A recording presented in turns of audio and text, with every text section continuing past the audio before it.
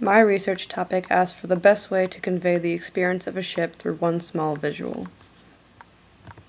At first, when I was going through my observation phase, I got caught up in the literal form of a ship.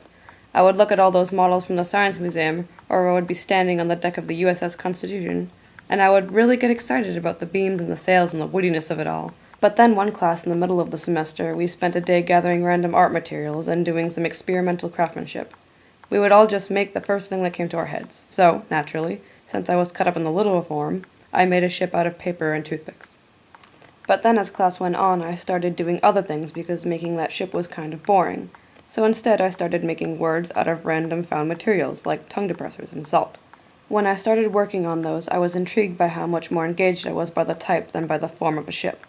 That's when I realized that using a ship to convey the experience of a ship wasn't exciting at all. It was kind of boring. But using subtler things and bringing in smaller elements was much more exciting. So I tried to focus more on the actual experience of being on a ship than the ship itself, and found that in order for my symbol to work, water would need to play a bigger role than a ship would. I mean, without water, the experience of a ship would be pointless and most likely non-existent.